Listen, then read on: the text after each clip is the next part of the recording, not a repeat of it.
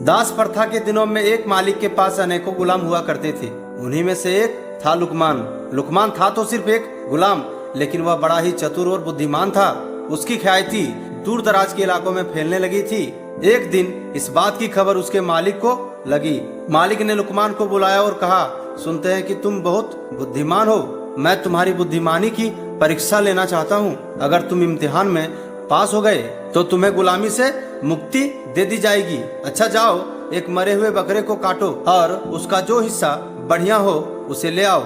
लुकमान ने आदेश का पालन किया और मरे हुए बकरे की जीभ लाकर मालिक के सामने रख दी। कारण पूछने पर कहा कि जीभ ही क्यों लाया? लुकमान ने कहा, अगर शरीर में जीभ अच्छा हो तो सब कुछ अच्छा ही अच्छा होता है। मालिक ने आदेश देते हुए कहा, अच्छा इसे उठा ले जाओ और अब बकरे का जो हिस्सा बुरा हो उसे ले आओ। लुकमान बाहर गया, लेकिन थोड़ी देर में उसने उसी जीव को लाकर मालिक के सामने फिर से रख दिया। फिर से कारण पूछने पर लुकमान ने कहा, अगर शरीर में जीभ अच्छी नहीं हो तो सब बुरा ही बुरा है। उसने आगे कहते हुए कहा, मालिक वाणी तो सभी के पास जन्मजात होती है, परंतु बोलना किसी किसी को ही आता है।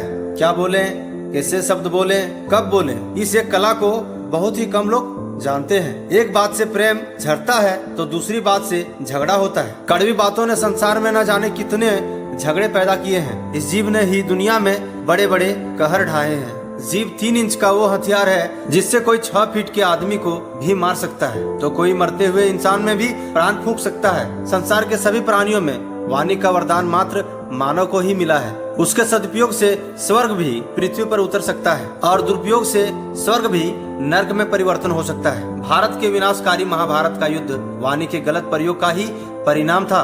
मालिक लुकमान की बुद्धिमानी और चतुराई भरी बातों को सुनकर बहुत खुश हुआ।